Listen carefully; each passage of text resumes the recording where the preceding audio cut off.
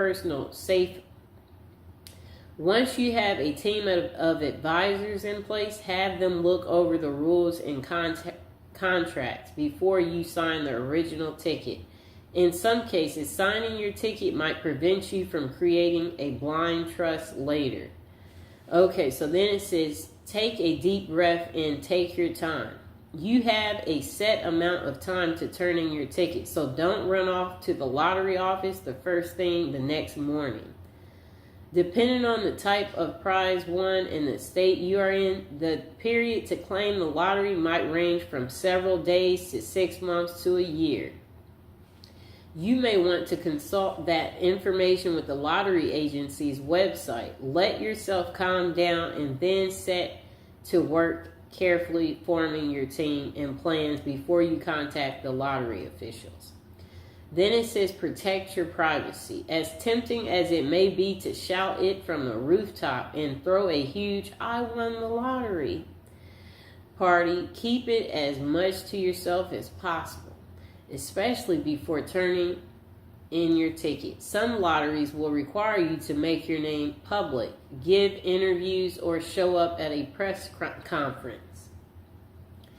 If so, be sure to change your phone number and set up a new P.O. box beforehand to avoid being, having so many requests sent your way. You may also consider forming a blind trust through your attorney to anonymously receive the money, keeping your name out of the spotlight.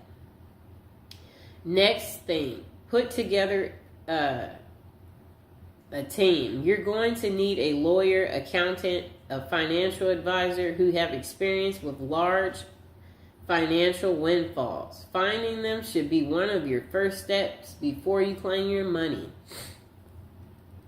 Then it says make a general plan. Before you start forming specific financial plans with your advisor, step back and think big picture about what you want from this money. Write down your personal, financial, lifestyle, family, and charity goals and return to that plan later to help keep things on the right track for long run. Next thing is lump sum or annuities. One of the first decisions you and your team will have to make is whether to take your winnings in one lump sum, usually around 60% of the total value, or have it paid out to you annually over a period of time. Long-term investments take a financial wisdom and restraint, but with careful planning, you may be able to grow your lump sum winnings larger than the future annuity payments would have been, however. If you need some structural help to keep from overspending too quickly, an annual payout is solid, responsible way to make sure you'll continue to have income through most of your adult life. Then they said plan for beyond.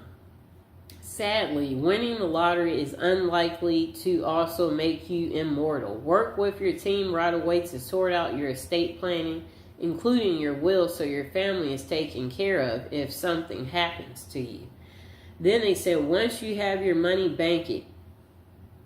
Don't show up at the cashier counter with a check for millions. Talk to the bank's upper management or private banking department ahead of time to discuss the best options for holding large amounts of money. Remember, the government only insures individual bank accounts up to $2,500. Up to $250,000. So think about spreading your wealth around multiple accounts in banks. Wow. Setting a budget. Silly, right? You have all the money you'd ever need. Why do you need a budget? Actually, it's not silly at all. Sit down with your advisor and take a hard look at how much you really have after federal, state, and local taxes. What new annual expenses you'll have for things like property taxes and upkeep and paying your financial team, and how much you want to give to charity. Think about future higher education expenses for your family and how much you'll need in your golden years. Then set strict monthly and annual budgets for what's left over and stick to them. Form a charity and giving plan. As soon as people find out you've hit it big, you're going to have to deal with a lot of financial requests from charities, family, Friends, talk to your team about gifting, taxation structures, and how much you can give each year while still maintaining the lifestyle you desire. You may also consider forming an official charity foundation. Maintaining your perspective and sense of self. Don't quit your day job. Certainly not until you have your lottery money in hand, but even then, consider sticking with some sort of part-time work or at least a passionate hobby.